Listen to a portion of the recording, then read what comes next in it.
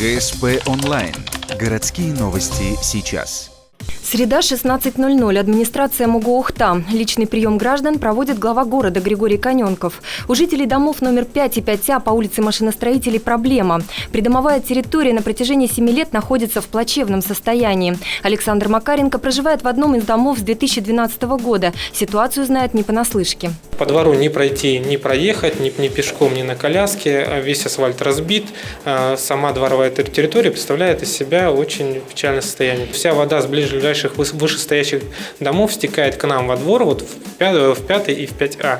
И там образуют большие лужи, которые просто никуда не уходят. Соответственно, даже если отремонтировать, положить новое полотно, оно тут же замерзнет все это дело и придет опять же в упадок. Перепады высот на дворовой территории до 20 сантиметров. Дома находятся под горой. И большую часть года, исключая лишь зимний период, здесь стоит вода. Ливневка не справляется. Соответственно, разрушается асфальтовое покрытие. Владельцы легковушек стараются объезжать двор стороной. Требуется модернизация ливневой канализации. В ЖКХ жильцам советуют облагораживать двор за свой счет. Решить вопрос через управляющую компанию у нас не удается. Они давали отписку о том, что территория принадлежит дому 5, и, соответственно, вы, как жильцы, должны сами за свои деньги это восстанавливать. Но сегодня мы пришли уже с решением суда о том, что эта территория принадлежит администрации города Ухта. Соответственно, восстанавливать должна именно администрация.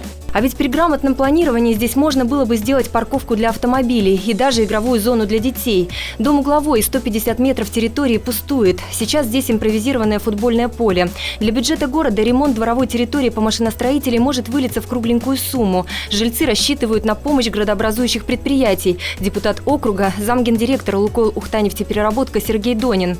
По словам председателя совета, человек неравнодушный и знающий. Проблему решать надо, но нужно сначала провести изыскательские работы и посмотреть, в чем суть проблемы-то, потому что просто положить асфальт – это не решение проблемы. Сотрудники ГИБДД и прокуратуры уже проверили дворовую территорию на соответствие нормам ГОСТа. Комиссия заключила, состояние дороги нормам не отвечает. Заявление на администрацию о приведении ее в надлежащий вид находится в суде. Если дело с мертвой точки так и не сдвинется, жильцы готовы идти дальше, вплоть до администрации президента.